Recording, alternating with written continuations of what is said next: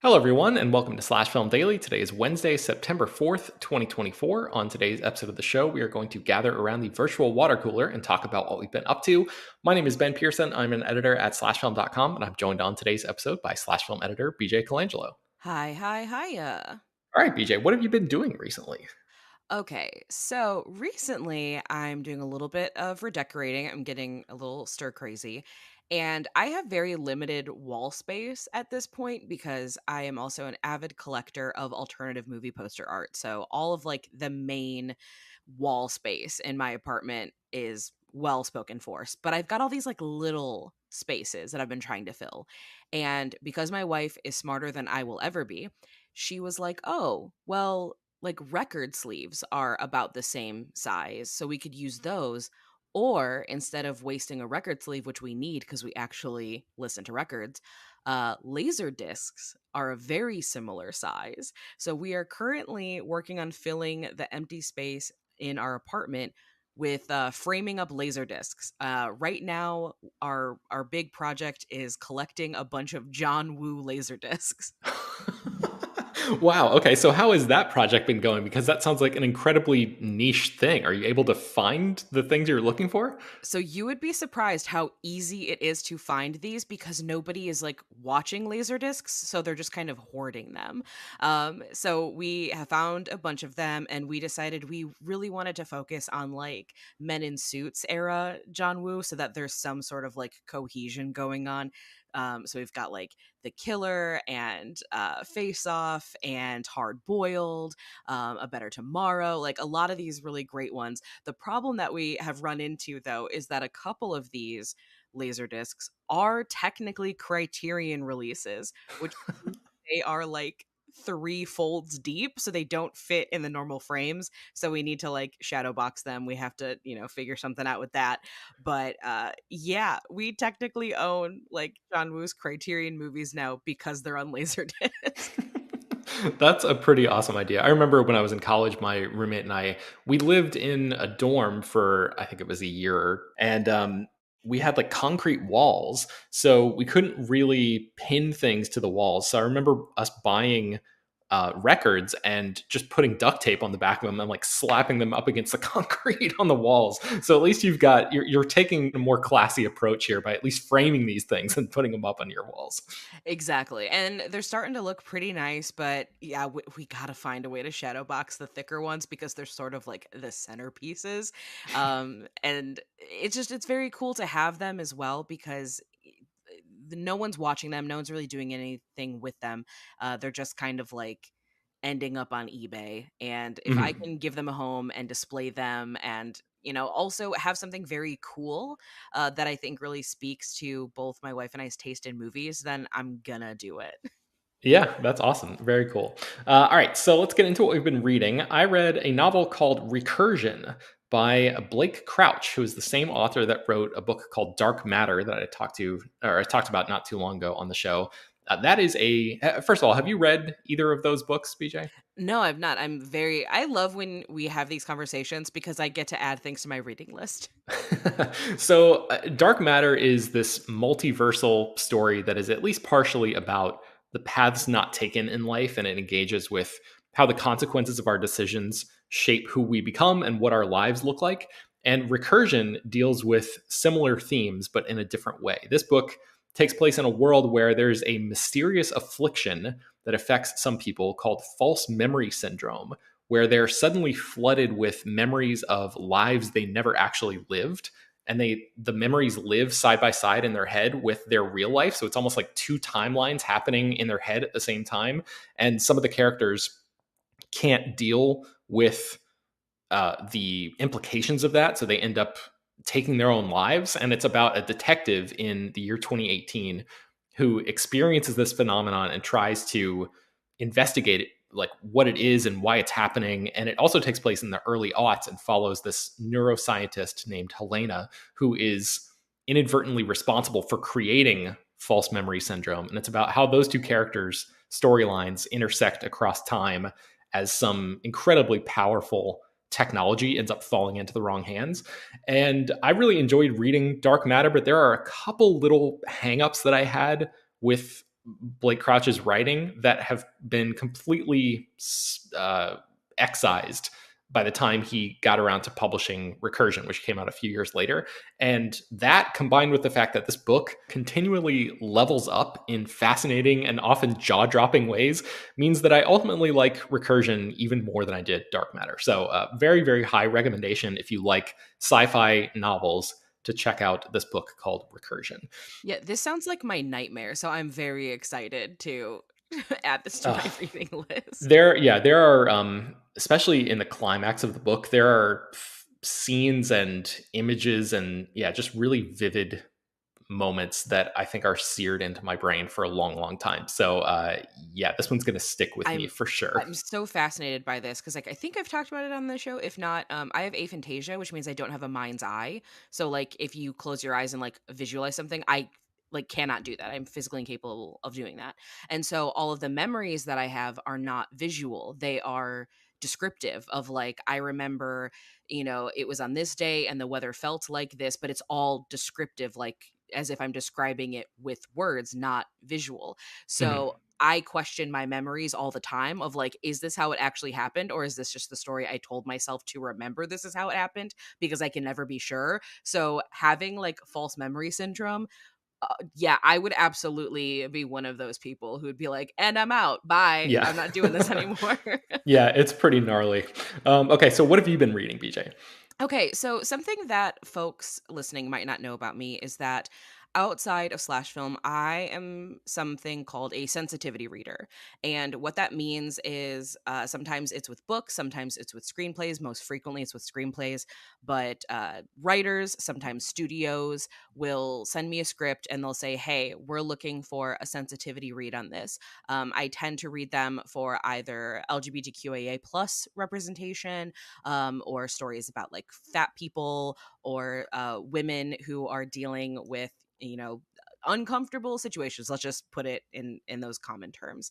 And so I then give feedback and I'll say like, hey, this is problematic. I joke sometimes that being a sensitivity reader is like being a think piece prevention specialist of being like, hey guys, you should change this, otherwise you will get a think piece written about you. And so I've been reading a bunch of scripts lately, all of which I have signed, NDAs on, so I can't say what they are or what they're about. But I wanted to bring it up because there is something so fascinating about reading scripts, especially when I read a lot of scripts from a lot of different writers. And there's a lot of people I think online who like to give, screenplay or screenwriting tips. And these are the tips you need to do.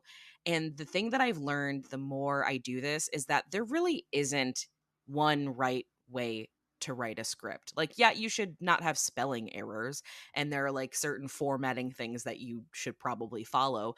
But all of these like rules that have been perpetuated between like screenwriting books or screenwriting Twitter or whatever you want to call it, it's everyone's kind of all making shit up as they go along, honestly. Because I have read some scripts that give you like next to no description of like what the world looks like, and it's all character driven. And then ones that give me like this beautiful, lush descriptions that sound like something straight out of like a fantasy novel. And both movies are getting made, so like it also kind of doesn't matter. But I love reading scripts, and it has given me such a larger appreciation for film in general because it really does all start on the page. And I love going back and reading scripts of movies that I love, and get a real script, not like some transcript that somebody has done from a movie. Like, buy the actual script if it's available, read the way that the screenwriter wanted scene descriptions to go, and you'll see just how much everything is rooted in that script. Like, it's just great. I love it. That's very cool. I've only read, I don't know, probably 10 screenplays in my life or something like that. So this, it's just kind of a, well, especially where I am now in Florida, they're a little bit more difficult to find in secondhand bookstores and things like that. When I was in LA, they're all over the place. Oh yeah. So I didn't really have much of an excuse when I was there. But yeah, I would also second that recommendation. It's just a fascinating thing to compare, especially because a lot of screenwriters will say like the flowery descriptions that you're talking about, they will purposely go out of their way to not do that stuff because they look at the script as just a document to sell the idea of the story, not necessarily a true blueprint for exactly what has to happen on the day of filming, during actual production. Hmm. So it's just interesting to look at, yeah, like you said, different people's approaches to how they handle that stuff, and yeah, knowing that there is no one correct way to do things, I think is a great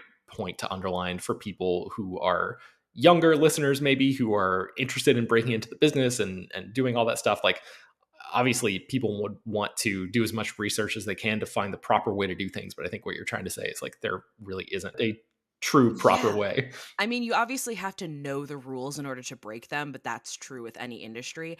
But I also highly recommend people read the screenplays of movies that you don't think about as being strong for their story, or like, the one that I always recommend is the screenplay for John Carpenter's The Thing, because everybody thinks about The Thing and they think about the effects and all of that, but the script is so good and it is so rich, and those are things that you don't think about because you're so dazzled by, like, spider heads and exploding chests and all these sorts of things, that Mhm. you forget that the reason that all of that works as well as it does and is so impressive is because it's also anchored by one of the best stories ever written. Awesome. Okay, so let's get into what we've been watching now. BJ, you've been watching a bunch of stuff. Tell me about that. Oh, I've been watching so many things. I narrowed it down to three that I really wanted to talk about. The first one is, this was a rewatch, but it's a movie that I haven't watched since college. But I watched 1968's Pretty Poison. I've never heard of this. What is this? All right. So Pretty Poison is a black comedy, and it stars Anthony Perkins and Tuesday Weld. Anthony Perkins is like this ex convict guy, and he becomes absolutely fascinated with this like beautiful blonde, like she's like a flag drum major in a high school marching band. So it is a problematic age gap relationship sort of situation. But Anthony Perkins is on parole from a mental institution. He immediately falls in love with this high school girl. He convinces her that like he's a secret agent and like you need to come with me and go on these missions. But slowly but surely you realize that not only does Tuesday Weld match his freak, but she goes above and beyond, and she's actually the more dangerous presence. And he realizes very quickly that he is not in control of the situation. He is not the person in power with this, and he's about to get bested by a high school girl. And it's incredible. Like, it is such a twisted movie. The performances by both Annie Perkins and Tuesday Weld are just incredible. It's a bit of a cult film, but rewatching it, I was like, yeah, this movie, it fucks. Like, this movie's so good. Okay, yeah, this is awesome because I've never heard of this in my life. 1968. Wow. Okay, so I was looking to see if it was streaming anywhere, and you can rent it for whatever, $4 or something on Apple and Amazon right now. Mhm. Do you own this, BJ? No, so this is one of the many perks of my wife working at a movie theater that doubles as a video store. Vidiot's in Los Angeles. She gets free rentals, so she has a tendency to just like find something that she's like, "This has an interesting box art. I've never heard of this," and then just bring it home because Vidiot's has a huge collection of cult films and weird independent video artists. And so she brought this one home. I was like, God, I haven't watched this in like probably 17 years. I don't know, and sat down, rewatched it. I was like, nope, it's better than I remember. This movie rules. Awesome. Okay, so that's called Pretty Poison. What else have you been watching?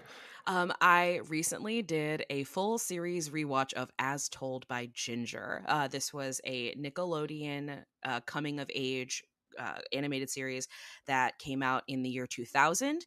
It has a very strange release in that the first two seasons it went on, like normal. And then the third season around 2004, things get really weird. Like a handful of episodes were released in 2004. Some of them were released around that same time, but only on DVD and VHS. Some of the episodes never were released until like 2016. Some of What? the, yeah, so weird. Like they just like locked them away. Some of the ones that ended up on VHS didn't end up streaming until Paramount Plus existed. So I did this full series rewatch, and it was created by Emily Kapnick. And for those that are unfamiliar with the show, it is about a junior high student, later a high school student named Ginger Foutley, who it's just a day in the life kind of thing. Like she's going through the trials and tribulations of junior high and high school, dealing with issues with friends, dealing with issues with your sense of self. A pretty typical coming of age story. However, it's an animated show where not only do all of the characters change their clothes every single day the way that they would if they were at school, but they also like physically grow. Like you watch the characters get taller, their hair changes, some of them gain weight, some of them lose weight, some of them mature and their facial structure changes. So it's an animated show that does grow the same way that a live action show would. And it's also so incredibly well written, and all of the voice cast is just a banger, like absolutely on fire. And during this rewatch, I was recognizing how important this series was to me as a storyteller, and also establishing like a lot of my sense of self. And I, at the same time, was also very, very sad because I don't think there is a show that exists like this for kids today that handles things with maturity, that doesn't sugarcoat things. Like there's like a one-off episode where the kids are learning about the Donner Party at school, and like that's on a Nickelodeon show of them being like, "Yeah, I got to read this book about the Donner Party. I think they ate people. I don't know." And you're like, "That's wild for like a show for preteens that they are admitting the Donner Party were cannibals." Um but it's, oh my god, it's so good. Like this is without a doubt one of the best animated shows ever made, and it completely got slept on, and it's such a bummer. There are a couple of episodes that were nominated for Emmys and it lost to like The Simpsons every time, and rewatching it I'm like, there is no way in hell that The Simpsons should have beat these episodes. Wow. Okay. Yeah. This show totally missed me. I think I was like just maybe like a couple years too old because I watched a lot of Nickelodeon when I was a kid. And I Mhm. think I must have aged out just in time to completely miss this show. I'd never heard of it before. But As Told by Ginger is the name of the show. And it sounds, yeah, sounds like a great experience. So, Yeah. Oh god, it's so good. It's also and I will say, so this is, it comes out of Klasky Chupo, the animation studio that also produced things like Rugrats and The Wild Thornberries and Rocket Power. They're kind of known for their very specific animation style that a lot of people think is ugly, which I don't disagree with. I think sometimes the shows can look a little ugly, but you once you get like caught up with these characters and fall in love with them, like you completely become endeared to the animation style. Like the mom is voiced by Lorraine Newman, as in like one of the original Saturday Night Live cast members and mother of Hannah Einbinder from Hacks. She voices the mom, and it is probably like my favorite like sitcom mom character. Oh my god, she's so good. wow. It's just great. It's great. And then there's also, voiceover legends like Tress MacNeille and Cree Summer and Kath Soucie, Gray DeLille, like they're all on it as well. So you'll hear like Tom Kenny has like a character towards the later season. So like there are people that you'll go, oh, I recognize that voice too. But yeah, great, great show. Okay. As Told by Ginger, streaming on Paramount Plus. If you want to check that out. And then what's the last thing you wanted to mention, BJ? The last thing, this was a holy experience I had. Vidiots did a 35th anniversary screening of Heathers. And not only was it amazing to see Heathers on screen, a movie that I love so, so much, but director Michael Lehman, writer Daniel Waters, and the last living Heather, Lisa Ann Falk, were all in attendance and did a Q&A afterwards. And did I cry? Yes, yes, I did. Yes, I cried. That's not a real question. It was so awesome to see the movie. I was seated next to teenagers who had never seen Heathers, but were familiar with the Heathers musical, which I thought was very interesting. And they were really into it. Like they loved it. And, when Christian Slater pulls a gun his first day of school and they're like, they're not going to expel him. It wasn't a real gun. They were like, what? Which was, the world has changed. But really it was the Q&A that really got me, in learning that all of them had, the most fun on set, that Winona Ryder took her role as Veronica Sawyer very, very seriously, that she understood it from jump. But the thing that I'm like gonna take with me forever is that Daniel Waters, who wrote this, which a lot of people also don't know this, but Daniel Waters, who wrote Heathers, is the older brother of Mark Waters, and Mark Waters directed Freaky Friday, 2003, and Mean Girls. So the Waters brothers are responsible for like three of the most important teen girl movies ever made. Um, Wow. which is nuts. But Daniel Waters was talking about the dialogue in Heathers, which has, such iconic lines like, fuck me gently with a chainsaw, how very, like, all of these things that, like, they don't sound like how people actually talk. It's very Diablo Cody in that regard. Mhm. But he explained the dialogue by saying, like, yeah, nobody talks this way because I call it staircase uh text, or like staircase communication, which is that when you're talking to somebody and you're like in a fight or whatever, you never think of the smartest thing or the coolest thing to say in that moment. You think of it after you've left and you're walking down the staircase and you go, ah, I should have said that. And this is a movie where everybody always says what they should have said. And, like, hearing the descriptor, I was like, "Oh, this makes so much sense." He also talked about how the movie is very much inspired by the filmography of Stanley Kubrick. Like, the cafeteria scene is like Full Metal Jacket.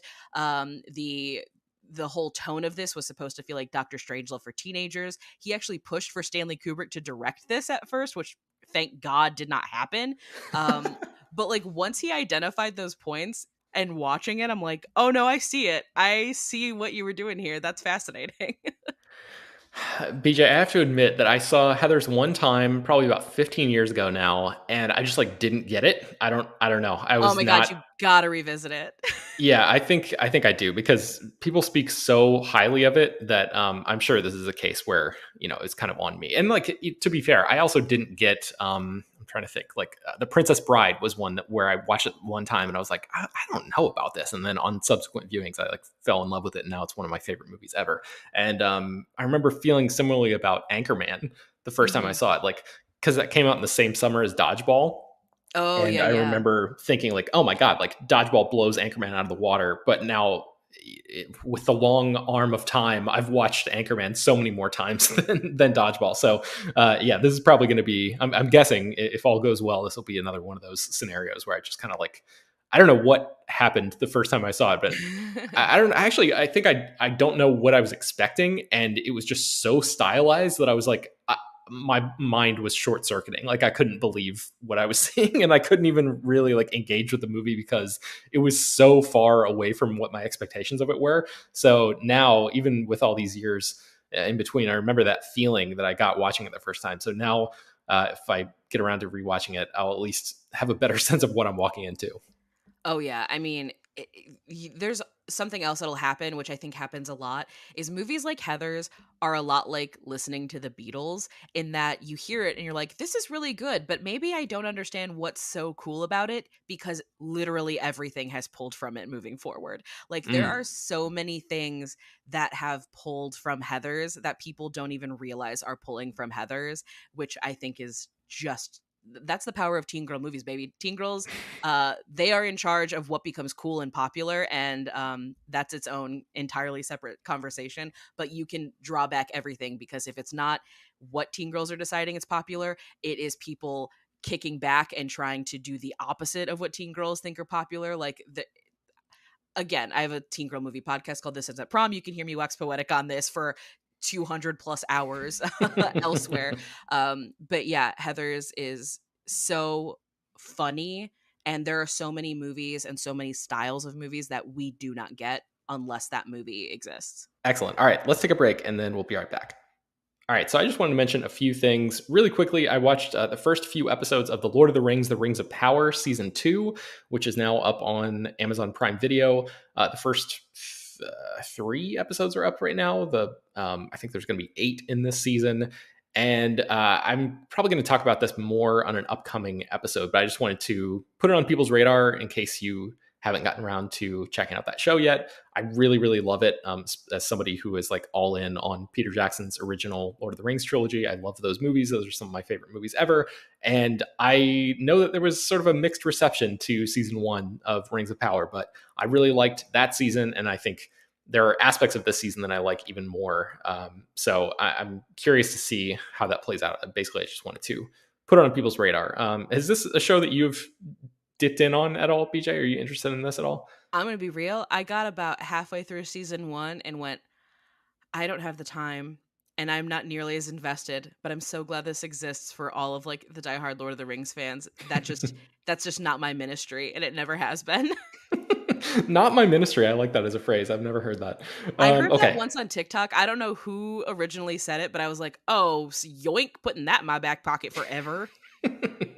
Okay, so speaking of TV, I also watched the first two episodes of Only Murders in the Building, season four. Brad talked about that on a recent episode of the show. I'm just going to agree with everything that he said. I love the season so far. It's only two episodes in, but it really does feel like the most personal season yet, which is something that he mentioned. And I think that makes the show feel weightier than it has in the past. And I love the sort of frothy nature of the show when it's not operating in that sort of weighty mode. But I think this is a good pivot for the show after a season that was like only okay, I thought, was season three. So Only Murders in the Building, the first two episodes of season four are up on Hulu right now, if you want to check those out and catch up with the show. And then the one that I wanted to talk to you about, BJ, is Mamma Mia. I watched Mamma Mia for the first time. So Yes. I was not at a place in my life in 2008 when this came out where I was ready to embrace sweeping romantic musicals as part of my cinematic diet, but I definitely am now. So I decided to check this out. I get why people dig this movie. They filmed a lot of it in Greece. The setting is gorgeous. There are lots of scenes of seemingly everyone in this little island community where this story takes place bursting into song and dance at the same time. So I thought there was kind of an aspirational quality almost to engaging with your neighbors in such a heightened, fun way. So I totally get why people love this. I have to admit, this movie is maybe a little too cheesy, even for me. I thought the ending was truly, truly ridiculous. And like that wasn't a deal breaker for me because something like Guys and Dolls is another bombastic musical that has a bonkers ending, and that didn't really ruin the movie for me. But the difference is that I didn't really connect to the music in Mamma Mia because I don't have a relationship to ABBA's catalog of songs. That was just never a band that I grew up really listening to. I know Dancing Queen because it was on the radio and like maybe one other song or something. So I wonder if that has something to do with why I didn't come away from this experience really loving this movie. Also, I have to say that Pierce Brosnan is, I mean, the man is a snack. He looks incredible, but he cannot carry a tune to save his life. And I know I'm not the first person to say that. So, yeah, those are my sort of gut reaction thoughts to a first viewing of Mamma Mia. What do you think about this movie, BJ? Is this one that was like in your rotation? Do you love this film? What do you think? So here's the thing. I love Mamma Mia because it is cornball central, and I love movies like that. I think that sometimes it's just nice to watch cheese, and this is Mhm. very much that. However, there is a deeply rooted sincerity to the cheese of Mamma Mia, which is why I much prefer Mamma Mia Here We Go Again, which is very cheesy, but knows how cheesy it is and is like, no, we're just gonna blow it out the water. Like, we're not even just jumping the shark. We are riding the shark, and we're going to have so much fun with it. I do prefer Mamma Mia, Here We Go Again, which I do think is the significantly better film because I think it has a better sense of identity. But no, I love both of these movies. I do love ABBA like quite a bit. ABBA was like a big dance thing that I loved as a kid. So getting to see a jukebox musical like this, I think is great. And I'm never going to be upset watching Christine Baranski and Meryl Streep and Amanda Seyfried. Like, it's just not going to happen. I love them. So yeah, I have a lot of fun with these. I get why it's not for everybody, and I don't expect it to be for everybody. Um, because yeah, it's silly. It's like it's so silly. These movies are so silly. I do plan on watching the sequel. I The wanted to ask you sequel one thing has about that. Share. Oh, okay. Interesting. I I just don't need even you think I to know realized that. that. I wanted to ask you about the music in the sequel. Like, are there the same songs as the first movie? Is it also just ABBA stuff? And if so, does it feel like the more of like a deep cut kind of thing with ABBA songs in the sequel that maybe didn't make it into the original? Like, how does the music work in the second movie? So there is a couple more like deep cuts that people would not, probably be as familiar with. There are some repeat songs, but they're presented in like different ways. So that's I think very fun. But yeah, it's very cool. Like it's just very cool. It makes me very happy. I like all of these songs. I like all of the people in it. So that's gonna always be something for me. All right. Well, I will try to report back when my wife and I watch Mamma Mia, Here We Go Again, which both of Hell these movies yeah. I think are streaming on Max right now if people are interested in diving in. All right. A couple more categories here. Let's get into what we've been eating. What have you been eating, BJ? All right. So, as is the case with any time I come on the water cooler, I'm currently working through coming up with some sort of like definitive answer for a question that no one's ever asked. And the question of this time around is, what is the best flavor of Maruchan Instant Lunch, aka like, cup noodles as people know them? And I have been trying a bunch of them, and I've decided it's roast chicken. Roast chicken is the best flavor. I do like the spicy ones. I think those are cool. They have like a chili lime one. Those are fun. The beef is fine. I will say the caveat: I can't eat any of the fish ones. Like there's like shrimp ones because I'm deathly allergic to fish.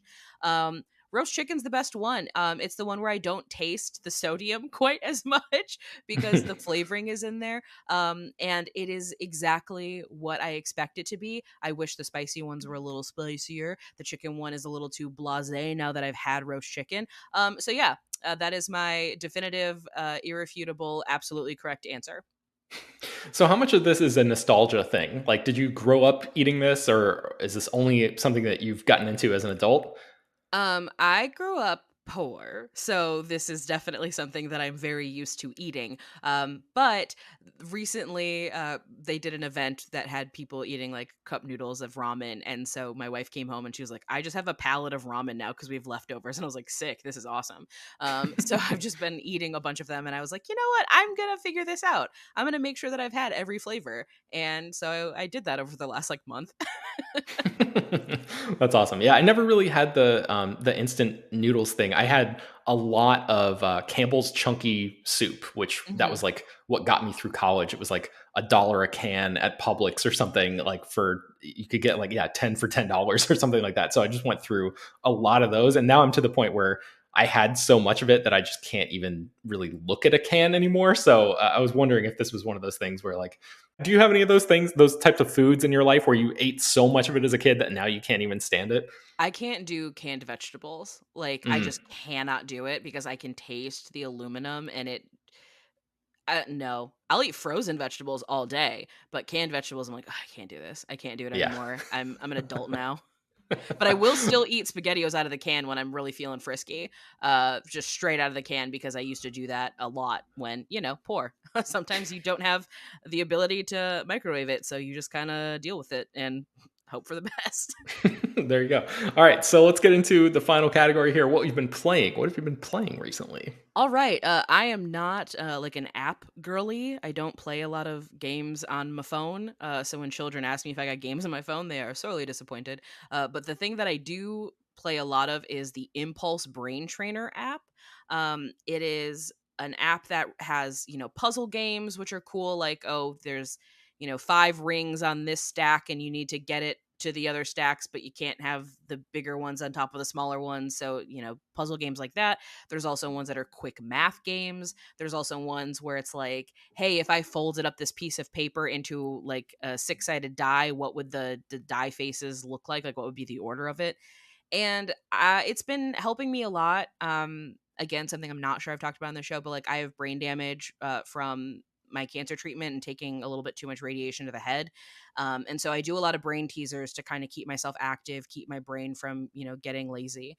And this app has been really great for me. And it also tracks your progress. And so then I get like my little serotonin boost when it's like, congratulations on your 10-day streak. And I'm like, oh, you're welcome. Thank you for remembering.